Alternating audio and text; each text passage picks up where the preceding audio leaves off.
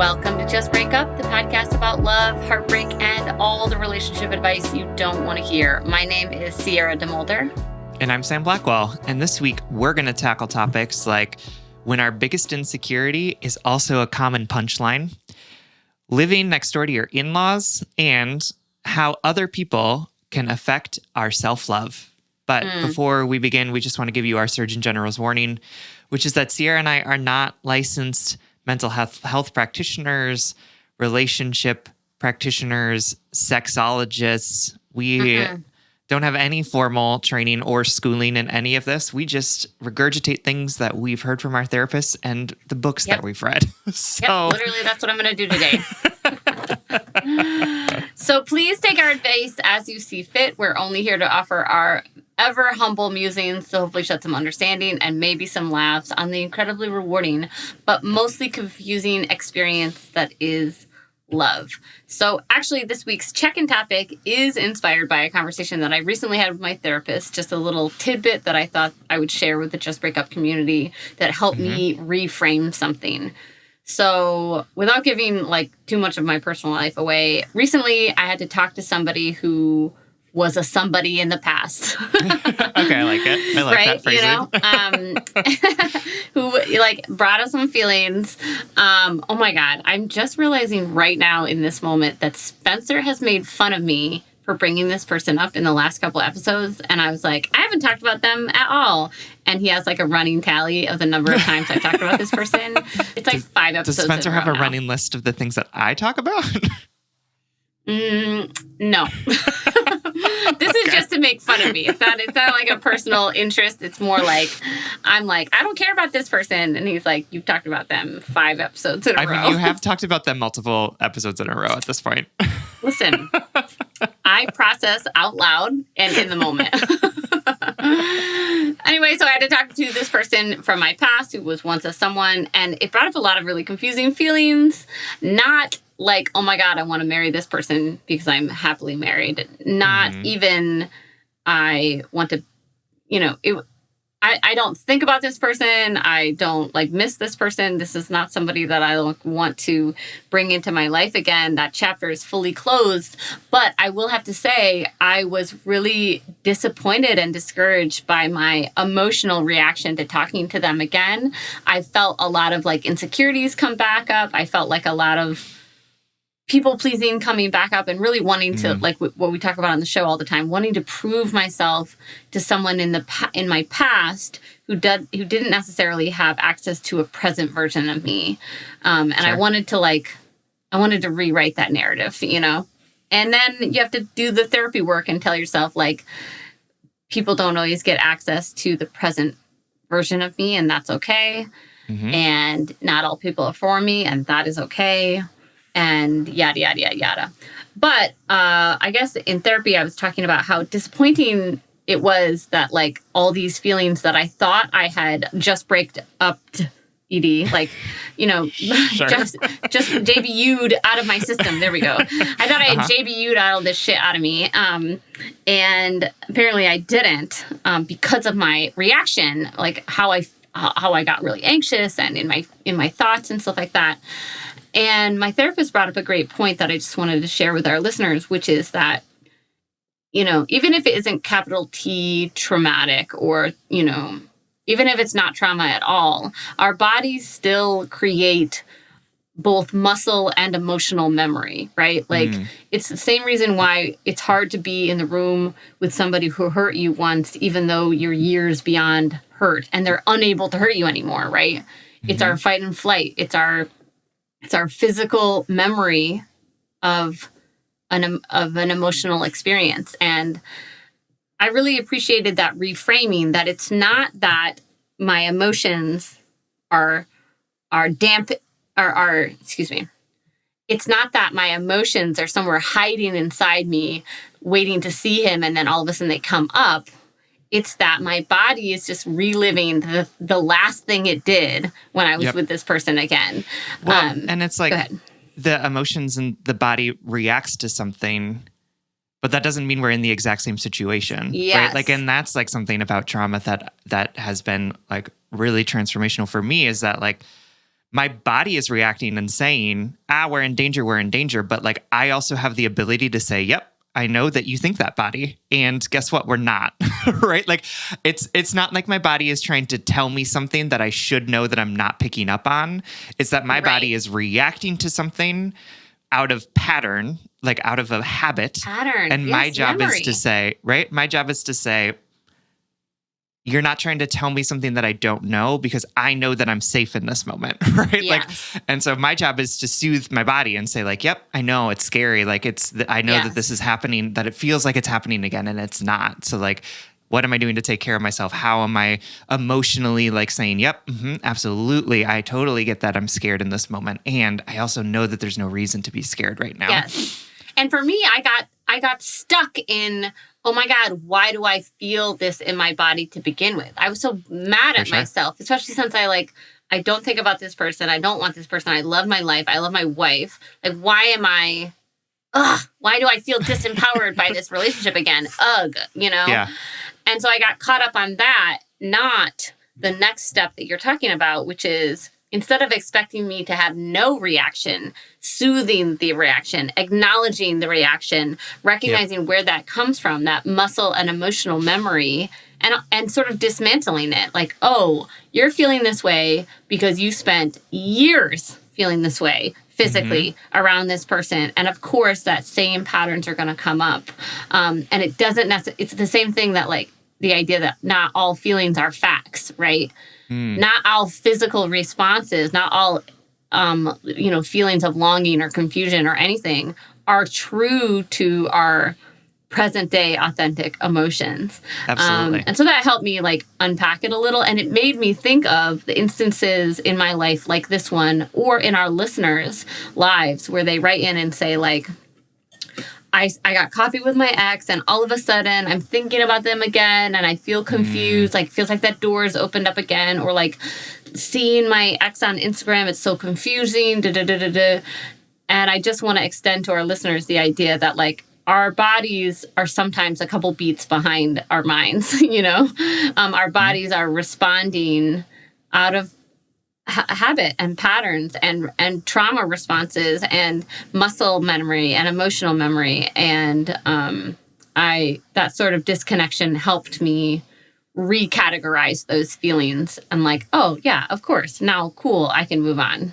For sure. Yeah. It like reminds me of one of the very few times that I have seen like my worst relationship ex out, like after we've broken up, and like we were with a bunch of friends and he like pulled me outside to go have like some sort of conversation about something. Like Peter was there too. Right. And like, and was like this whole thing about like, oh, we owe this to each other. Like we need to be like in relationship. And I remember I remember my body starting to react to it and being like, yeah, you're absolutely right. Like, and going back into this pattern of like appeasing, like, yep, absolutely. Like, I need to make you feel better. That's my job here. Yep, you're the one who gets to decide what our relationship looks like. And then, like, there was a moment of clarity where my head intervened and was like, "Nuh-uh, like this isn't true." And I literally just like ended the conversation and walked away because I was like, I could feel myself. I could feel my body starting to like get back into that space of like, you owe this person time. You owe this person an explanation. You owe this person a relationship with you. And like, I'm very thankful that my brain like suddenly like, snap that cord and be like, fuck no. And like, literally was like, you have permission to walk away from this man, which I did. Yeah. But hands clean. Guilt absolutely. Free. Yeah. No, guilt free. I did not feel bad, but I don't even know that I said goodbye. I think I just walked away. Like, oh my God. Like I was like I'm so glad it. you shared that because I didn't know you saw, maybe I knew at some conversation and it was years ago. Yes. That is amazing. I'm so glad you shared it because that gives me, honestly, I love that you felt those confusing feelings because you can be so in such an empowered way. You can be so pragmatic. Pragmatic is the wrong word because you're not unemotional. I know that I used to make jokes that like I was like a bleeding heart and you were a robot. It's not true at all. You just like process emotions differently than I do, as does everyone else in the world. But it's almost comforting. It is comforting that you were like, oh yes, okay, like falling back into those physical emotional patterns. For sure. All right. Well, I'm glad that that resonated with you. And I hope it helps our listeners because it definitely helps me. So shout out to my therapist and to that someone out there for triggering the fuck out of me. And yep, Spencer, it's happening again. It's just so funny because he probably has no idea that this is happening. No right? Like he's just clue. like living in his own little world. No fucking clue. Doing his little job, you know, like. Yep. Totally. No fucking clue. And that's fine.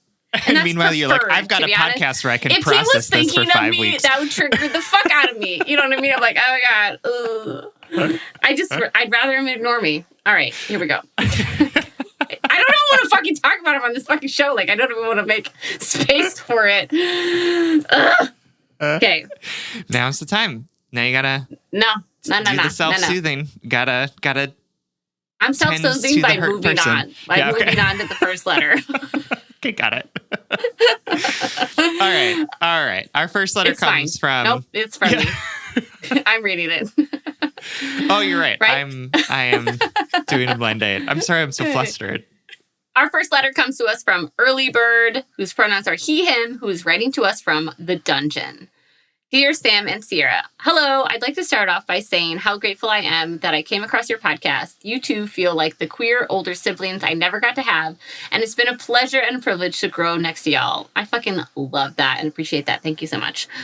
Me too. I've been trying to gather the courage to write this letter for a while. I'm a 23-year-old bisexual cis man living on the East Coast. I struggle with premature ejaculation, or PE, and it's ruining my sex life. I've tried everything I can think of to help deal with this, quote, situation. Nothing I do really seems to be helping. I read online that it can be chronic, and I'm terrified of that. Let me start by saying I love having sex. I check in with my partners before, during, and after we fool around, and I've gone to great efforts to inform myself on consent and comfort. I get tested regularly, am on PrEP, and do community work to spread awareness of sexual health. I communicate my needs and wants well and encourage my partners to do the same. I'm heavily involved in kink, exhibitionist, and nudist communities. I have sex the way people write poetry, skate, play music, and cook. That is to say, it's an activity I place a lot of effort into exploring and improving because it brings me mountains of joy. The connection, intimacy, heat, community, and silliness of sex nurtures my spirit. I adore being in my body and loving other people and their bodies of all shapes and sizes. Now to the PE issue. I've dealt with it for a long time, and it's gotten worse lately, and I don't know why. I've looked high and low into how to fix it, and am coming up blank. I can hardly do anything without coming too early. When I'm with someone or multiple people, it's hard to be present and enjoy the moment when I'm so focused on whether or not I'm going to finish before my partners and I are ready. This happens no matter what I'm doing or the role that I'm playing when fooling around with others. On top of being absolutely humiliating, I worry greatly about making sure my partners are satisfied. There are moments I finish way too early, and although my partners were patient, comforting, and understanding, they're so good to me. I could always tell that they were still disappointed. The whole issue makes me feel totally emasculated.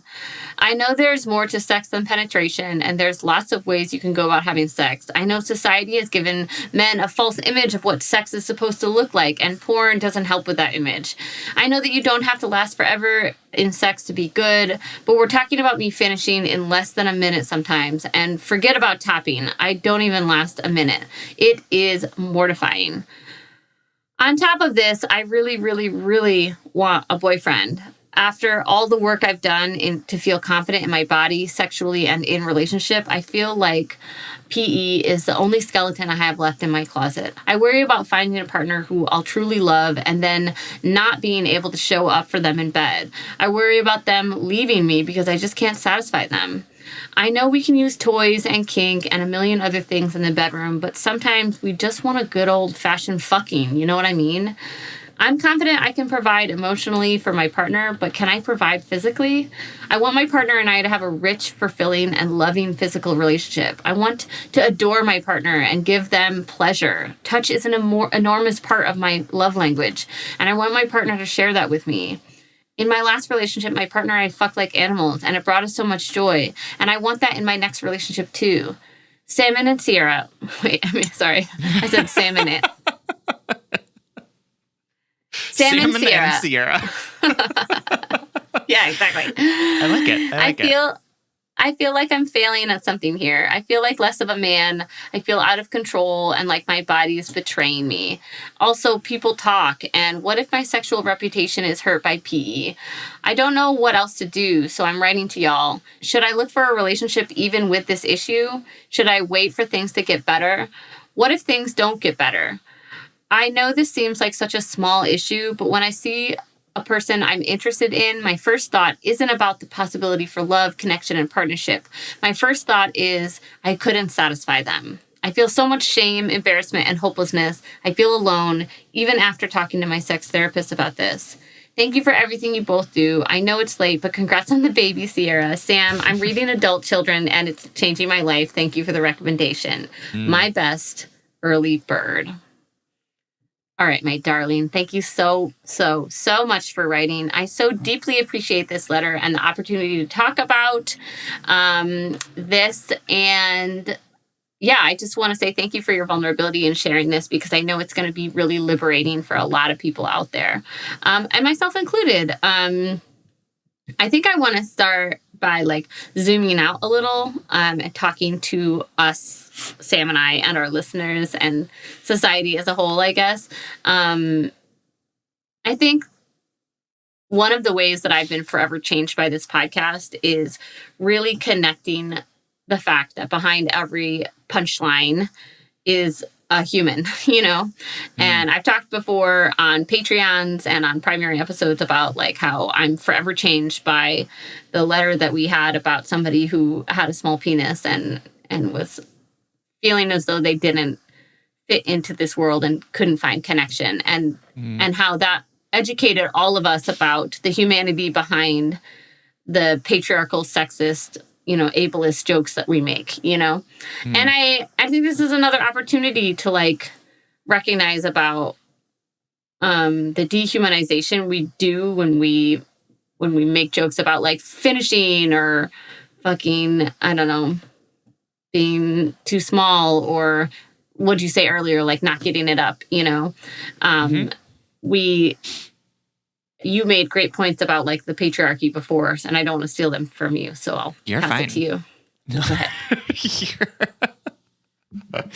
You are all good. Yeah, no, I think that there are ways to bring down men who act like assholes without like being weird about sex stuff. You know what I mean? Like, I think that like the idea of like, oh, that person's probably got a small dick. I get it. You're trying to like really sort of call out that this person is a dick. And like, then people who have small dicks who are like actually trying to do good in the world are hearing that and being like, oh, somehow I'm somehow like less adequate, or.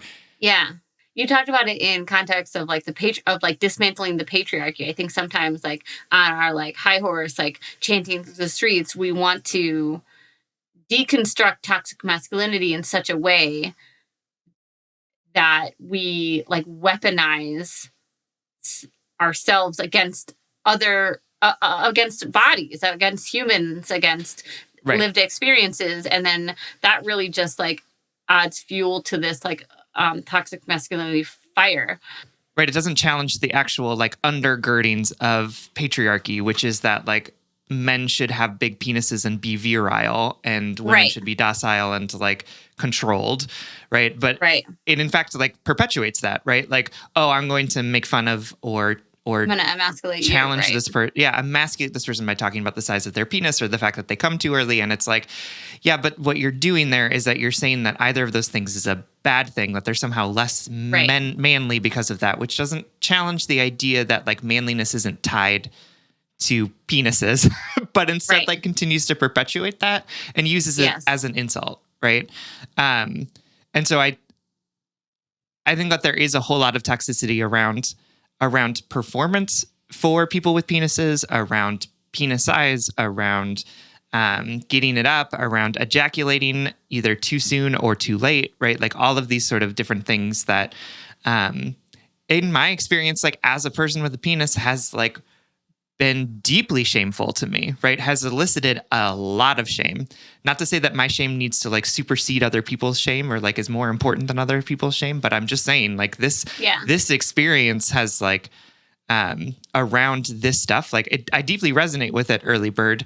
Not necessarily because I have suffered from PE, but also because there have been instances that have been related to my sexual performance that subconsciously are so deeply tied to my understanding of who I am and my worth that they've just elicited this like massive amount of shame, right? Like this like uncontrollable, sort of fathomable amount of shame around it. And just like you, I didn't know who to talk to. And even when I talked to people, I was still convinced that they were saying things that weren't true, right? Like, I love in your letter, you're like, they're so kind and understanding, but I could tell they're really disappointed. And I'm like, ooh, yeah, I know that feeling, right? Like they're telling me everything's fine, but I know for sure. I have this sacred knowledge that. Absolutely. And I've had entire relationships ruined by the fact that I was so deeply ashamed of my sexual performance in whatever way, right? Like potential loves that I could have had that were thwarted because I felt so deeply ashamed of my performance and didn't know how to talk about it besides just panic, right? Like besides just being completely stressed out about it. And so I'm sorry that you're going through that. Like I appreciate how much you have spent understanding your body and understanding your preferences and boundaries around sex and finding ways to have sex in ways that feel consensual for you and your partners, that feel comfortable for you and your partners, that are exploring the awesomeness of your body. And I love that. The way you described it. Mm-hmm. Yeah. And I am so sorry that this thing that's happening to you is also triggering all of these insecurities and all of the shame, especially when you've really tried to sort of find a way to do this thing that you really like and that you're really passionate about without experiencing that level of shame. I'm not going to tell you how to fix this problem. Although I did read about pelvic floor exercises for folks with penises that I thought was like really interesting. And I think it probably stood out to me just because like I have never thought about my pelvic floor until I had a baby. And we had that letter writer who had really painful sex because of pelvic floor issues. So it's just like been on my mind as something that we like don't talk about as a culture that probably affects a lot of us. So maybe look into that if you haven't already, which I'm sure you have. But my goal here isn't to tell you to do X, Y, and Z to fix this. My goal is to make you feel loved and seen and held and supported. You absolutely should be seeking connection and dating. Like you ask us, like, should I just not date? Like, absolutely. You sound like a fucking awesome partner. Like you sound like a really fucking good time. You sound like responsible and ethical and sexy and consensual and pleasurable. Like fucking like animals to describe my most recent relationship is a delicious way to think about, a delicious way to spend my life. For sure. That's just me. So I just want to like big you up for a second and say like, we all carry around these things that we deem as unlovable skeletons. The one thing, for me, I think for a long time, it was like my debt. People have something that I felt like I would have to disclose in relationships that I was so ashamed of. And every time I told a partner about my debt, I would cry, so I think I can relate to this idea of like, I have this secret thing that would make me unlovable that other people don't see. And when they do see it and they tell me they love me anyway, they're lying. Yeah. Yep. Mm-hmm. So I just want to like name that and maybe bring that into the light a little because those shame thrives in the dark and shame tells us lies. Shame is the loudest voice in the room and shame likes to point to other people and the things that they do and the way that they love us and tell us that they're only doing that because they pity us or they're only doing that because they're stupid and they don't know how fucked up you are. And we know how fucked up we are. And if everybody else knew that, and shame's a distiller. Like shame loves to take a good, genuine act of love and caretaking and distill it not only down to like, oh my God, this is a fake this is pity, or they weren't satisfied, or they didn't mean what they said. They also, like, shame distills other people's care for us down to black and white, like that they only did this because they pitied me or whatever.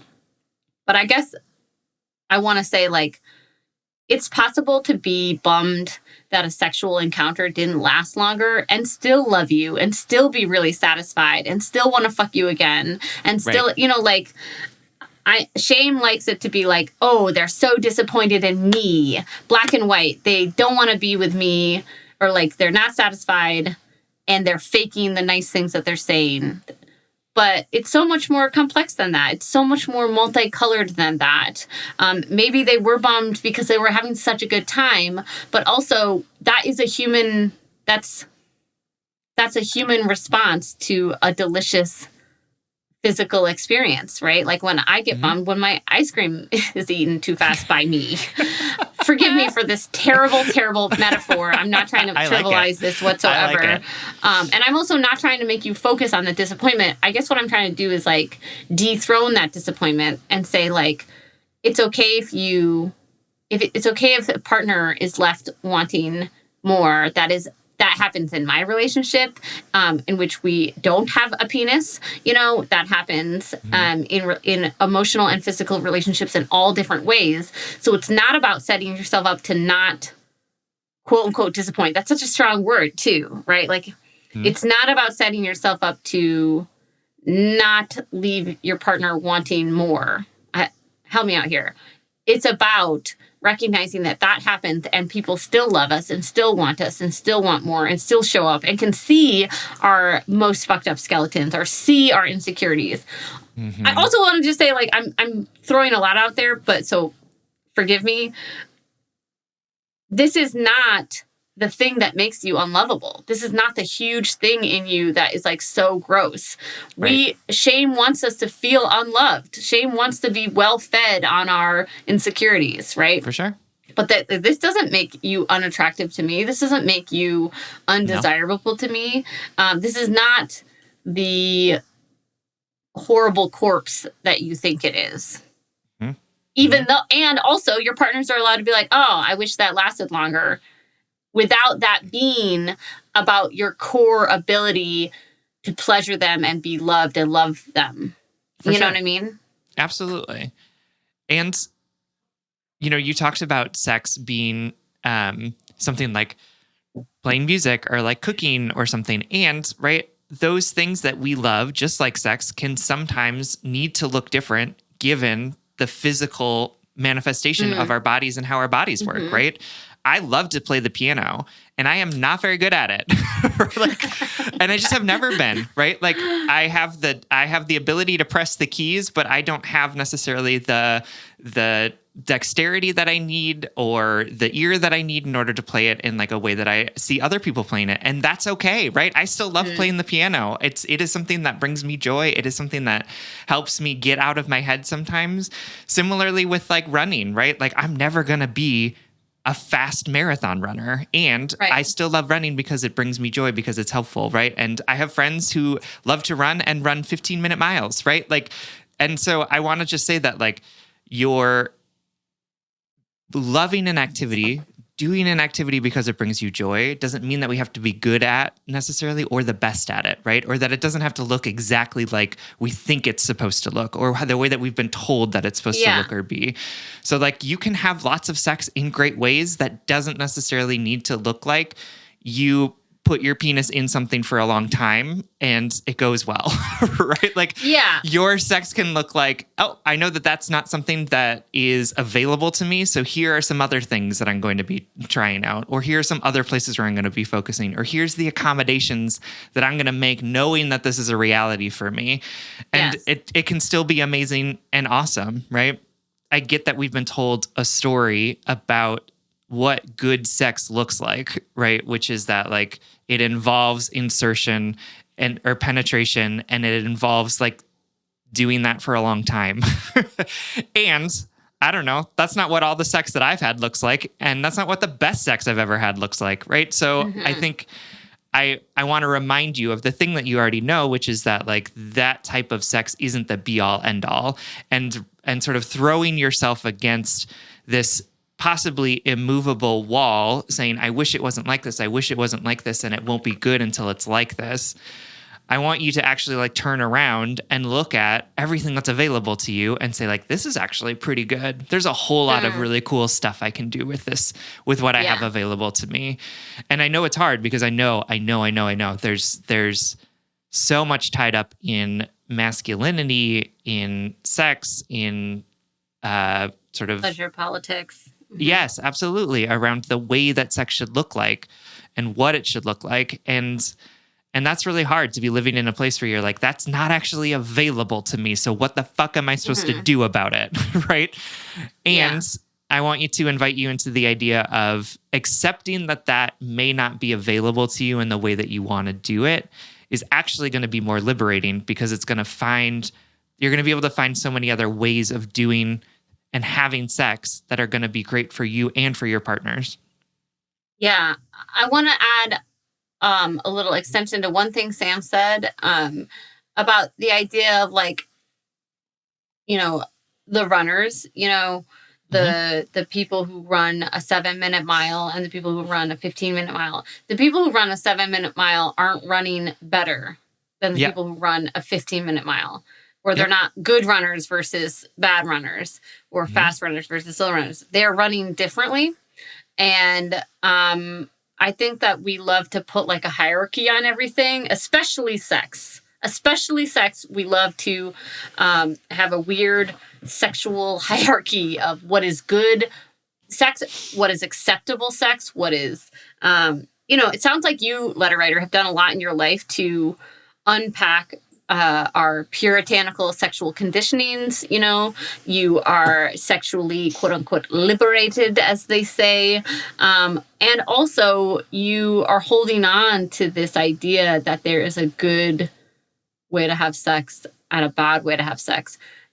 I just want to put that out there, that there isn't. There are just different ways of having sex. Just different. We each have our own way to say, like, in my body, in my scale, in my experience, I can say, oh, that was good sex for my experience. But the other person could have hated it. The other person was like totally unsatisfied. So there's no universal scale of good or bad sex. And the other thing I wanted to say is, like, I hear you keep saying, as you listen to us, that shame monster in the back of your head is saying, but I know that that's not true. I know that it's, I know that I want to last longer, or I know that this partner was disappointed, or but. And I also know that there's a real part of you, like you said in your letter, that's just like, I just want this. Like, I just want to last more. I want to fuck. I want to have a good old classic fucking or whatever, For sure. And that's where the hard, sticky work comes in, which is like, every time your shame says but, you have to say, I hear you wanting to not believe Sam and Sierra. I hear you not wanting to believe this partner. I hear you wanting to tell me what little of a man I am. And I'm going to say, I love you. I love you, shame. I love you, masculinity. I love you, penis. Like, I love you, orgasm. I love you, partner. And I'm going to choose to give myself the nurturing, that the shame wants to deny us. Yeah, your shame isn't telling you some sort of secret about yourself that you need to pay attention to, right? Like, that's what our shame wants us to be thinking, right? Like, totally. I've got the secret. I know more than everyone else does. And it's a lie, right? Our shame is very, very rarely telling us something that we should know, right? Like, right? It's definitely trying to lie to us about something. So don't look at your shame and say, like, yes, that's where the truth is, right? Everyone else around me is lying. Everything that I know about myself is a lie, right? The shame has the truth that has thus far been unavailable to me, right? That's not actually true. I know it feels true, right? Because as somebody who has also struggled with shame, for sure it feels true. But your shame doesn't know anything deeper about you than that you need to pay attention to. It is not actually a helpful thing. It's trying to keep you safe, for sure, but it's not keeping you safe in a way that's allowing you to fully grow, to fully be vulnerable, and to find and to see all of the different ways in which you are having amazing sex and being an amazing sexual partner to all of the people that you're having sex with right now. Also, this is just a moment in time. Don't get caught up in thinking like this is chronic. This is going to be forever. You know, literally everything is just a moment in time, because even if it's with us forever, we change our experience with it. We change our perspective with it. We have different tools to approach things. So like, don't weigh yourself down with the foreverness or the unknown of how long this is going to be around, because you're always going to change. You're always going to be different. All right, my darling, I feel like we've been really long-winded, but I really, really, really, really appreciate the opportunity to answer this letter. I hope you feel loved and held and seen and uplifted and like hot and sexy, because like this doesn't turn me off. Like this literally doesn't turn me off. So if you could just take that from one stranger, like it made you fixed. I fixed this person by telling them that this doesn't turn me off. Making fun of myself, definitely. Okay, my darling, we love you. Thank you so much for writing. We hope this helps. All right, our next letter comes from Just a Hermit, whose pronouns are she, her, and who's writing from Too Close for Comfort. Hello, Triple S team. Thank you for all that you do. I can't put into words how instrumental your podcast has been in helping me build healthier love with others and within myself. On a recent Patreon episode, you briefly brought up in-laws, and I'd love to hear you speak more to it, as I am in a cucumber. It's not quite a pickle yet, but it may become one in time. Right? I like it. Cute. I, she, her, am in a long-term committed but not married relationship with my partner, he, him. We both work field sales jobs that require us to do a lot of traveling and social interaction, but we both highly value time alone or just together as a couple. We're both closet introverts and sometimes feel completely drained after spending so much time putting on a face for clients and just want to lay face down on the couch all weekend. We were recently able to get a little piece of land in the woods that we were turning into our little hermit oasis. Just us and our dog. It's a dream. We like to spend a lot of time talking about the future to make sure that we stay on the same page, so recently we've been discussing having a family. It will still be a few years, but we want to make sure that we feel as ready as we can be when the time comes. Part of this process involved speaking to our families, as they are deeply religious, and we will be raising our children without religion in the picture. We wanted to give them time to adjust to that idea. It was all going surprisingly well until his parents announced that they were moving into our neighborhood and retiring so that they could help full-time when we have kids. They texted us this on a Friday, so we set up an in-person boundaries conversation with them the following Monday. But by the time we met up, they had already bought a fucking house. Guys, I literally can't even. I love that. Oh, God. I love that. All caps, bought a fucking house. I know. In this market, too. Can you believe? I know. To give some background on his family, we love them so much, but they come with some unique challenges. His mother and her family have a history of uncontrolled bipolar disorder that has made us take more distance from them. An example of one of her episodes recently is that she got a handgun and threatened to use it against her husband and her son. Oh, my God. I know. She was taken to the hospital for treatment, but she denied violent intent and was released. We know that she's sick and hold a lot of sympathy for her, but I don't have the capacity to see her daily. They also spend a lot of time talking down on my partner, criticizing his career or life choices while saying only good things about the other son, which really hurts him and makes him angry and defensive. I don't want them to think that we don't love and value them, but we really feel suffocated having them right down the street. They've already bought the house, so that fish has already flown, but I'd love some advice on how to manage this situation with kindness while not giving up what we need. All my love, Just a Hermit. All right, my little hermit friend. Thank you so much for writing and for sharing with us this little cucumber of a situation here that would definitely become a pickle. I feel like you're doing the right thing. That cucumber is in the brine right now. It is actively becoming pickled. They're putting the garlic in. They're putting the dill. Yeah. But I just want to say, like, in general, I'm really impressed by you and your partner that you have the foresight of like, okay, so we don't want to raise our children with religion. We need to start opening this conversation early. Like that is some planning and some, self-awareness that I think is really commendable. But quick aside, like all of the preparation in the world and all the thoughtful conversations isn't going to stop bad things from happening.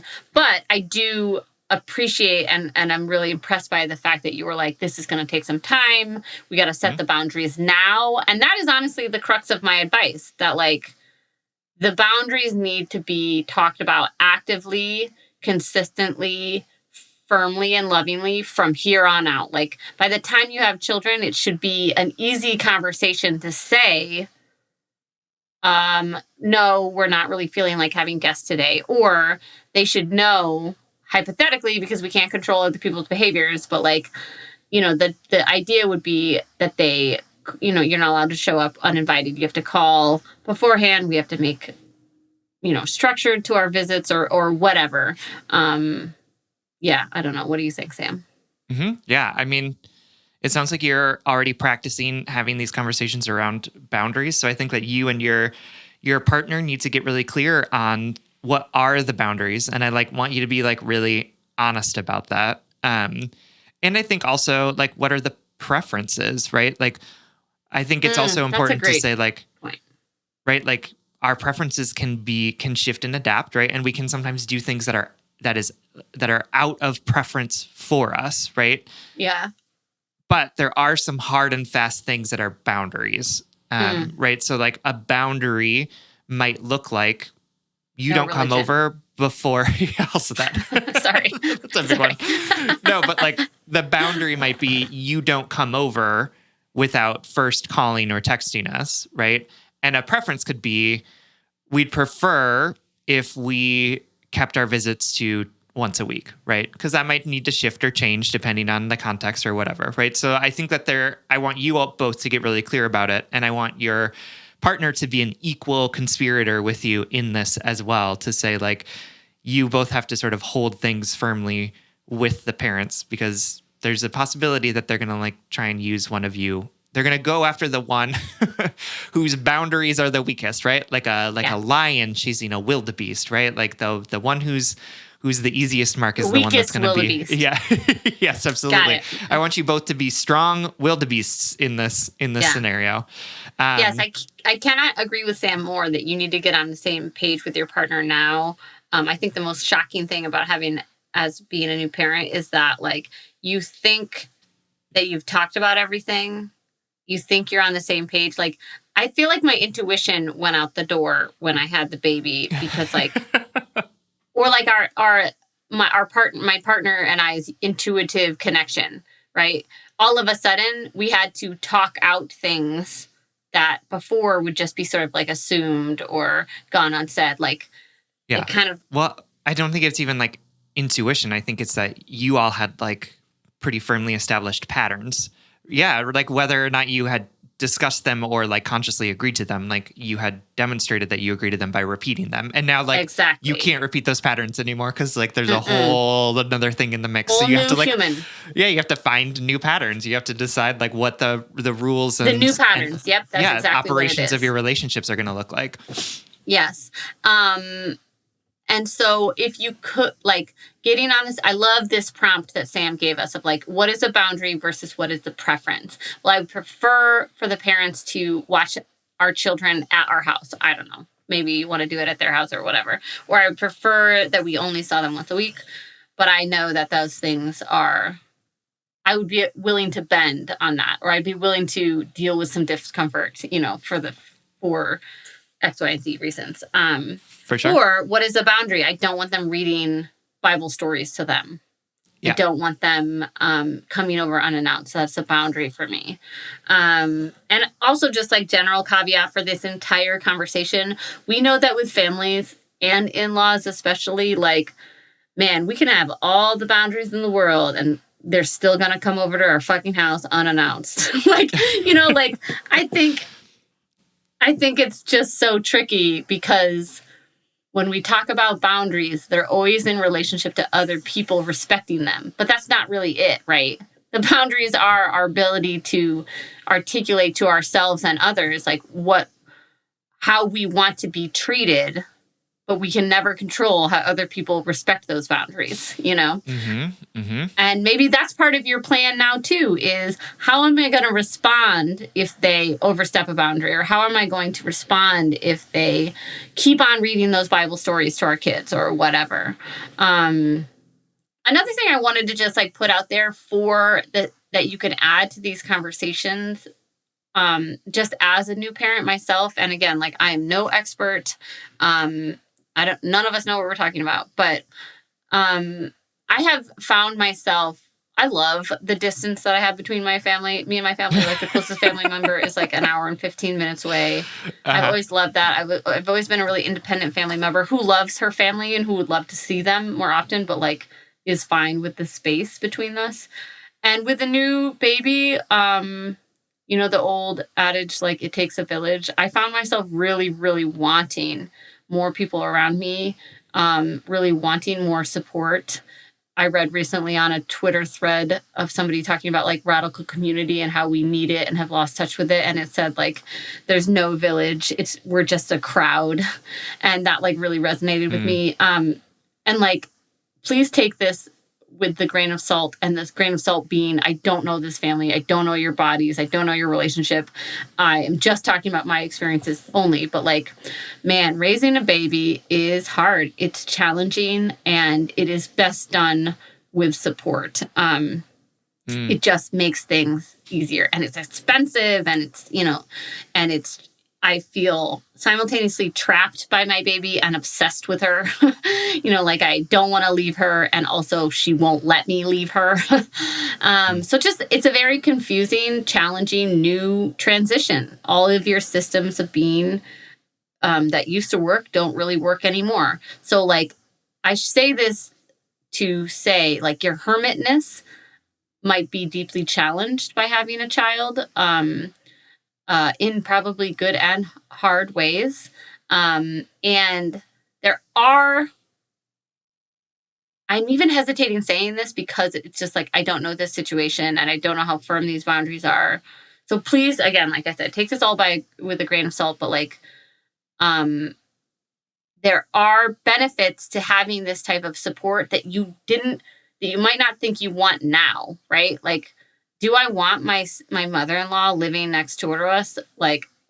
Textbook answer, absolutely not. Sorry, Peggy, I love you. But that's, I don't want that type. I wouldn't want people showing up to my house uninvited. That would make me so stressed out. And also, I think I would have had better mental health, better fucking hygiene, a better balance. I would have been able to show up for my baby a little bit better if I had more regular, even just a couple hours a week support during that early stages. The thing about new parenthood is that you feel like this new version of yourself, and you're grieving your past self. It's just a very weird, complicated time, and you will need support, and you'll be surprised at who and how you want that support. Maybe. Again, the whole thing with your family and the handgun, that's very, I don't know how that would change my experience in terms of leaning on people that I felt fundamentally unsafe around. So that is again, my 80th caveat. But when you're talking about what your boundaries could be moving into this new relationship with your partner, because it will be new, regardless of how long you've been together, you can talk about imagining a world in which you utilize this support because it does make parenting easier. And also, how can you utilize it in a way that still keeps you safe, still keeps your family safe, still aligns with your morals, your authenticity, your boundaries. I don't know. How does that sound from a non-parent perspective? I think it makes a ton of sense. I can definitely imagine that having these folks close by will be helpful for you at some point, right? And the reality is that both of those things exist at the same time, right? Yes. It can be very helpful for you, and it can also be deeply uncomfortable in a lot of ways. And so being really clear about where discomfort ends and not okay begins. Yes, right? I think is going to be really important. Because you're right. You. It's a yes and. That is so helpful to hear, because that's why I think I was stumbling, is that like, man, I don't know where my boundaries would fall if I was in this person's shoes. And also I know that there's going to be times in which having somebody hold your baby for 2 hours while you shower and don't like where you shower and don't talk to anyone and aren't touched by anyone else. You know, if you're a hermit and you really need your alone time, you're going to have to start strategizing about how you're going to get that alone time when you have a baby that needs you all the time. For sure. And having sort of a family support does grant you freedom. It like, you'll be able to enjoy some freedom, some solitude in a different way. And it's going to be cheaper than daycare. Also that. But that's a whole other fucking industry and conversation. I am not, just to explicitly say that, I'm not pro your family in any way. I'm pro you and you surviving parenthood in the way that feels healthiest to you. And I just know that is going to be a mixed bag. Like Sam said, a yes and a both things are true. Absolutely. Absolutely. And just a reminder that it's okay to feel discomfort in this, right? Yeah. It's okay to not be excited about this. Doesn't make you a bad person. And we are capable of sitting in discomfort, right? And we are capable of navigating through it. So my advice to you all is to use this resource as it's available to you, right? Like having family nearby, like Sierra said, can be really helpful, and find ways to acknowledge that this is kind of what it means to be in family sometimes, right? That we have to make sacrifices of things because we want those people in our lives, and those people make decisions that inconvenience us or sort of tarnish the beautiful dream that we had of living in a hermit's hut out in the woods. And that's being in community with each other sometimes means that we have to acknowledge the fact that we can't have our sort of perfect way of being and living. So all of this is really tricky. And I know that adding the layer of your mother-in-law's mental health into this is also like adding trickiness to it. I'm stressed for you. Honestly, I'm stressed for you. I'm sorry about this. Yeah. Absolutely. And right, I think that you're approaching it in a way that's going to be helpful, which is to say, they bought the house, they are moving in. And so now what do we do with this, right? The fish has flown. So what are we going to do with this information in this context? And I think that you two will figure it out, and it's not going to be perfect. And the expectation shouldn't be that everything works smoothly all the time. But that you two can figure out how you're going to make sure that your peace is preserved in some way, and that you're also this sometimes conflicting value that you have around supporting your family means that sometimes that peace is going to get a little dinged a couple times, right? That you're going to have to figure out how to navigate through those two different values that you have. Yeah, and honestly, this is all being said with not just the best intentions, but also like I'm hoping for the best for you. I'm hoping this all goes over really smoothly, and you have a conversation with your partner, and then that conversation is translated to the parents, and you know they understand that you are more introverted. Both of you are more introverted. You need more alone time. That you don't want uninvited guests. That you don't want religion in your children's lives, and that they respect all of that, and you can utilize them in like a healthy way. That is what I hope for you. And I'm also sorry that they bought that fucking house without talking to you. That is absolutely. That anxiety inducing. Yeah, not a choice I would have made, but not all journeys are mine. Man. Yeah. All right. Well, best of luck. We hope that this helps. It's definitely going to be an ongoing conversation for both you and your partner, and the boundaries are going to have to be repeated again and again and again. Yep. So just get ready for that as well. But we love you so much. Thank you so much for writing. We hope this helps. The next letter comes to us from Confidently Insecure, whose pronouns are she, her, who is writing to us from East Coast, USA. Hi, Sam and Sierra. Thank you so much for the hard work you put into making this podcast. It's been such a source of inspiration and healing for me on my never-ending journey to a healthy relationship with myself and others. Hey, I'm on that journey too. I'm writing to ask your help with this issue I have. In my current and previous relationships, I will sometimes find myself insecure in the relationship and questioning why my partner wants to be with me, or questioning whether I'm the right person for my partner. This turns into negative self-talk when something bad happens because I tell myself, if only you had been better, i.e. different, they wouldn't have done this to you. When I talk about these feelings with friends and therapists, I have been encouraged to work on my self-esteem and think of all the things I have to offer in the relationship. I think the idea they have is that by loving myself more, I won't feel so insecure in my partner's love for me. The problem is, I do love myself. I am so comfortable with who I am and proud of the person I've evolved into. I'm, of course, always striving to be better. But I really do love the person I am. But I can love who I am, and that person might still not be right for my partner. What if I love the way I dress, but my partner would prefer someone who dresses differently? What if I've come to terms with being a homebody, but my partner would prefer if I were more social or outgoing? What if I love the way I wear my hair or don't wear makeup, but my partner would prefer a partner with better hair who does wear makeup? I feel like to be able to use my self-love to soothe my insecurities over whether my partner actually likes me and won't leave me for someone hotter, funnier, more fun, etc., I'd have to be a complete narcissist who thinks that anyone would be lucky to be in a relationship with me. Help! Why can't I figure this out?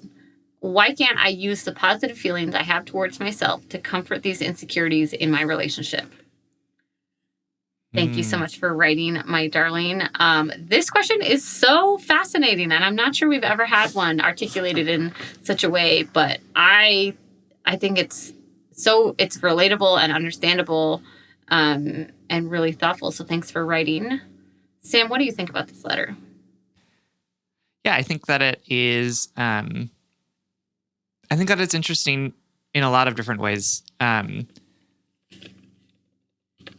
One, because I really appreciate the fact that you're like, I really like myself. I really like the things that I do. I know that I'm a homebody, and I know that I love the way that I dress or the way that I wear my hair, all of these things. And also sort of in the next sentence being like, and what if my partner leaves me for someone who's hotter, funnier, more fun, like all of that stuff, right? So it's like, it's interesting because you're like, I love myself, and also there still exists this sort of hierarchy of hotness, funness, funniness, and you are somehow not, you're still somehow like near the bottom, right? Like it's like I've learned to love that I am not hot, like, yeah, right? And it's like, okay, I can definitely, I can feel that, right? And I think that there's lots of things that I think that I do that where it's like objectively, we just talked about this. Objectively, I'm not good at piano, but I love that I play the piano, right? Like,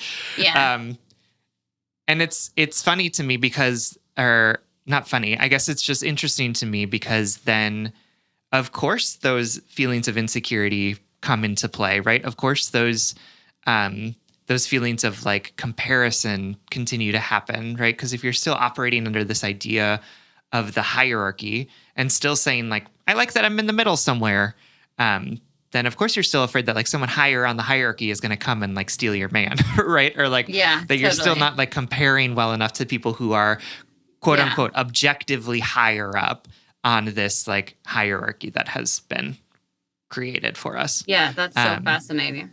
And it's hard to know if that is helping or hurting in this situation. You know what I mean? That is such an astute observation, Sam, because it's like the letter writer has settled to love herself. Yeah, it's a little bit like that. Uh-huh. And for what's relatable to me is a sense of self-love that is not contingent on other people's relationship to you, but in direct comparison to it. Like that there's like a, what's the word when there's a relational. Like a correlation? Yes. Yeah. But in direct correlation to other people, or maybe not correlation, like I love myself and also they will leave me because I'm not good enough. Like that there's something there, right? Sure. And what I relate to is that sense of self that's always tethered to other people. No matter the work I do on myself, no matter the love and nurturing I give myself, it will never feel as good as the love I give myself when other people love me. You know what I mean? Sure. Like the true, this is what I'm working on in my life right now, is affirming myself for being good because I am good, not because someone told me I am good. It's fucking the hardest thing ever. For sure. You know, true self-love, as gross and hard as it sounds, is separating yourself from external affirmations and saying what's left behind, not my goodness or my generosity or my hotness or my dateability or my podcast or, you know, what type of partner I am. That isn't what makes me good. What makes me good is that I am good inherently. You know, something I'm working on in therapy is like trying to be body neutral around my daughter, saying my body is good, not because other people deem it as good, but because I am in it. Not because it is capable, but because I exist in it. Because it carries me, you know, because I live here. Not because of a performance, not because it runs a 10-minute mile. Don't get me wrong, not even close to 7. Not because I can pleasure my partner with it. Not because people deem it attractive. It is good because it is mine and I'm in it. Period. No more things. And it's so hard to separate these external forces, those external hierarchies that we all internalize non-consensually as children. But that's what I'm working on right now.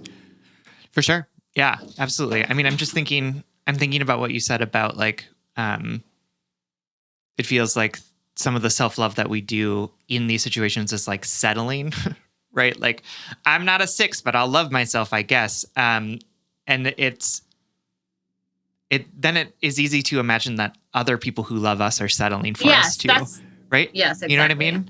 Right? Like, of course, there's these like thoughts in the back of your head of like, oh, maybe they don't think I'm pretty enough, or maybe they would prefer to be with somebody hotter or somebody funnier or somebody more or somebody funner, right? And if the dialogue that you have for yourself is, oh, I love myself even though I'm not hot, right? Then of course you're going to be like, well, maybe this person would love somebody who's hotter than me. Yeah, even though, right? though I'm, yeah. Yeah, absolutely. And so I think one of the things that we can do in the situation is sort of do what Sierra talked about, which is not just not seeking external validation from other people, but also recognizing that our self-love doesn't come in comparison to other people, right? Like, and actually that the act of comparison is not conducive to self-love, right? It doesn't matter if there are people who look different from you, right? That's not the thing that is deciding whether or not you are worthy of love. But it's hard to do that for sure, because we exist in this world where like there's so much stuff that says like these people are objectively hotter than these people are. And I'll say that like the work that I have been trying to do is to dismantle those ideas as well, right? Like there are no people who are objectively hot, right? There are people that a lot of people have decided are hot, but like that doesn't mean that they are, right? Like there's a lot of people who have decided that some things are funny and some things aren't funny, right? And some of those things are funny to me and some of those things aren't funny to me. And so it's not about like this sort of social hierarchy that we've created that I somehow fit into. It's that we're all just like fucking people who are all different, doing different things all the time. And the other people's stuff doesn't actually have that much to do with me. It doesn't actually affect who I am or what I do or whether or not I am. It doesn't prove a narrative right or wrong. It's not like, oh, they left me because there's someone hotter out there. They left me because I am not right for them and they're not right for me. And that is fucking hard.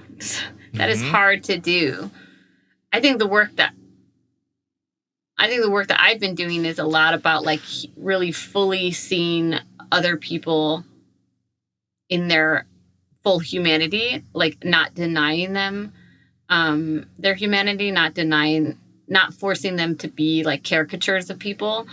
I try to remember that other people are as emotionally rich as I am, and that they have a right to dislike the way I do my hair, and they're also capable of loving me at the same time. You know, like what I'm trying to say is like I'm trying not to distill people down to my worst fears about them. I'm trying to remember that they are multifaceted. It's not just do they love all of me or none of me. It's not just they're disappointed by me or they're fulfilled by me. It's that they can experience all of these things at once and still choose as adults to be with me and love me. Our partners can have different preferences. Willow is way more outgoing than I am and way more of a social butterfly. And I'm much more of a stay-at-home homebody, right? And she could want us to go out more and still love and accept me for who I am. The difference is that she could wish that I was different and still love me, right? Yep. I could wish that she did something differently with her clothing. And yeah, you caught that. Yeah, I was like, oh, what are we going to say? What is she going to say? And then she pivots to something universal.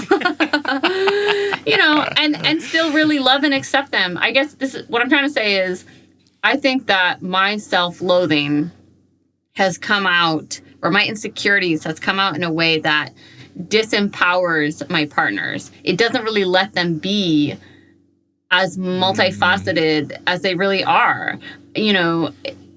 Pulling out a way throwback from not just a long time ago in my life, but like something I mentioned on the podcast 100 years ago. My first boyfriend in high school told me that he thought Britney Spears was hot.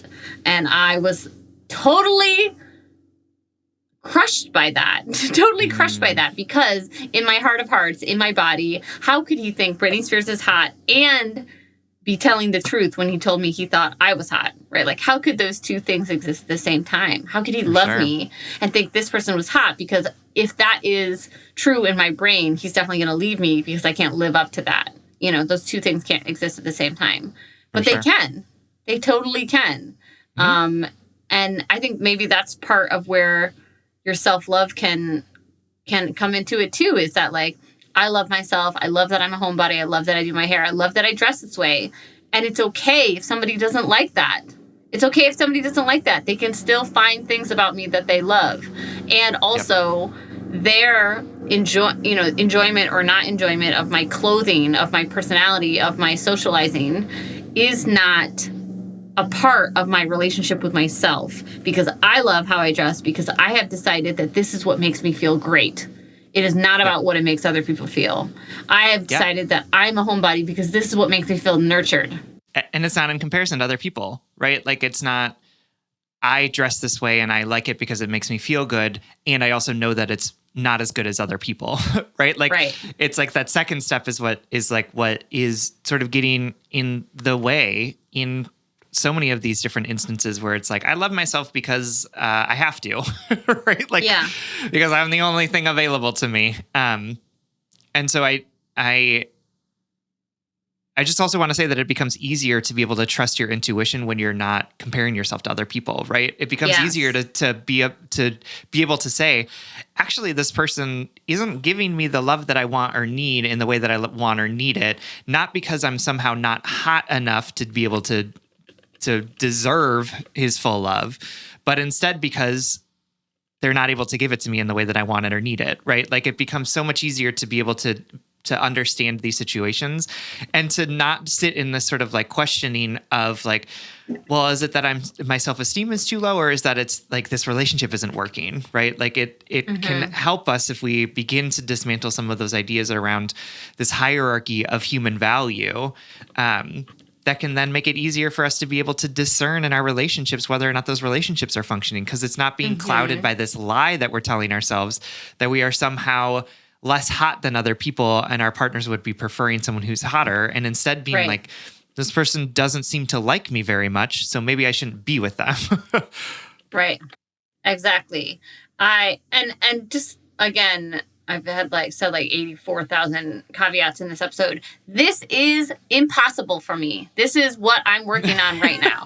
So I can talk to you from my rainbow colored tower and say, like, this is how you love yourself, and turn off the microphone and feel empty of self-love until somebody affirms me. Like that is, but also isn't that beautiful that like I too am as multifaceted as your partner, am as emotionally complex and rich as the ex that doesn't want to be with you. You know, Sam is as multifaceted and capable of feeling and choosing 1,000 things that we are not capable of choosing and feeling. Like we're all so unique in our human experience, and we're always capable of feeling and experiencing contradicting things at the same time. For sure. Yeah. So I know this is hard. I know this is confusing. I think you're in the right place, that you're feeling this love and you're assessing your relationship of your sense of self with other people. And, you know, welcome to the work. Welcome to the journey. We are in the trenches with you. And also just like one other thing I mentioned earlier that I just want to reframe or like re-say one more time. Like shout out to folks who never feel as good about themselves in alone, who feel better with other people. Like how fucking hard, like what a terrible hurdle to have to jump over when you're like, I want to learn how to love myself and not be codependent on other people. And nothing feels as good or as affirming or as confident building as other people. And also, like, we're allowed to need other people. We're humans. Yeah, that's like, not necessarily a problem, right? The self-love journey is so tricky because it's like, be independent, love yourself. But, like, that's not in our nature. We are meant to be a tribe, not just physically and in support systems, but emotionally. Like, we are meant to need other people.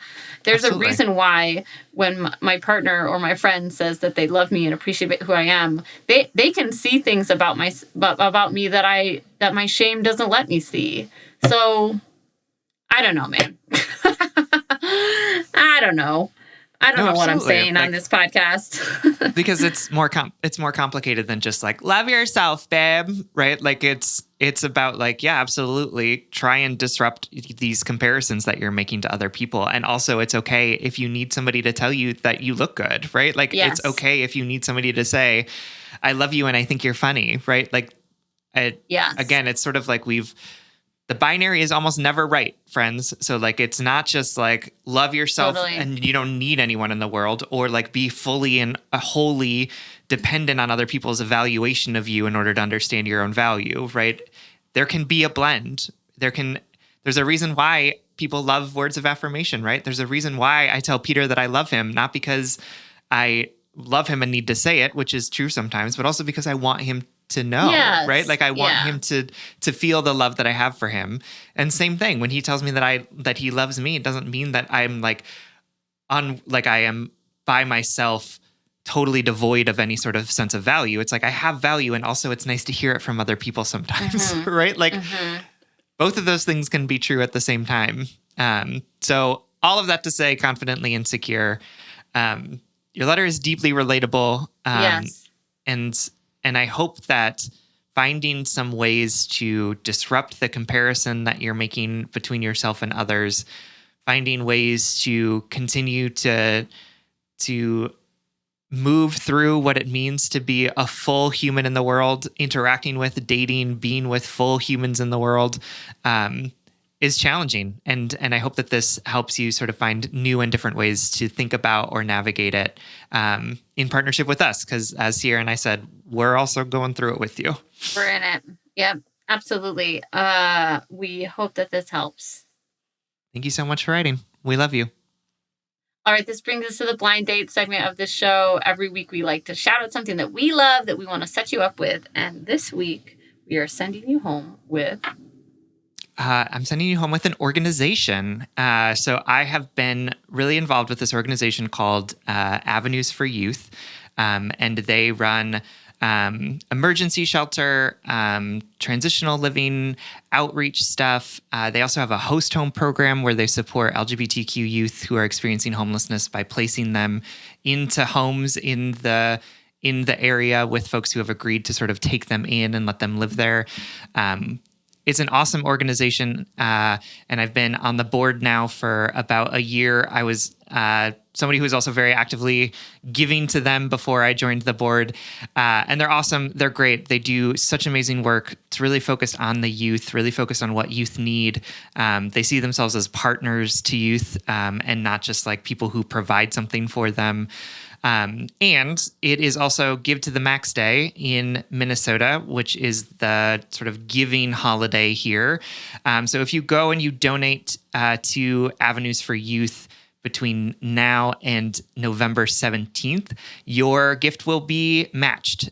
So if you give $5, it will mean $10 for the organization. So please consider giving. They're awesome. I love them. Trying to be a good board member and help them do some fundraising in this moment. And even if it's after the 17th, if you still want to go and give, they're always looking for people to become involved and to make donations. If you can't give, that's also totally fine. I know that it's not in everyone's budget, capacity, or interest to want to give money, but it really goes to help make sure that the program's sustainable and that youth who are unhoused have resources and places to go and partners in finding a way to figure out what they want to do next. So that's avenuesforyouth.org. Check out their website. I would love if you all would give them some love and support this month. Awesome. Definitely hope to help. All right, everyone. Thank you so much for listening. You can like us on Facebook and you can follow us on Twitter, Instagram, TikTok, and YouTube at Just Break Up Pod. You can slide into our DMs, send us your favorite relationship meme, but most importantly, you can submit your questions about all matters of the heart at justbreakuppod.com, which is also where you can find our merchandise. Please remember to follow, subscribe, give us a 5-star rating and review, and consider supporting us on Patreon. If you support us on Patreon for as little as $5 a month, you'll get an additional bonus weekly episode. That's patreon.com/justbreakuppod. This literally keeps our mics on and helps us reach more brokenhearted souls who need two random strangers giving them relationship advice. Just Break Up is a production of Duvid Media, original music, recording, editing, producing, all magical things by our good friend Spencer Worth Davis. Make sure to check out his most recent podcast, Dang, That's Weird. And remember, people can be incapable of loving you perfectly and still add value and joy and support to your life. People can meet the ugliest parts of you and still desire to know you more deeply. People can like something that doesn't look like you or want something different and still find you so beautiful and so worthy of love. Our shame wants to isolate us, but there is community and support and love out there that wants to love you just as you are. And if all else fails, just break up.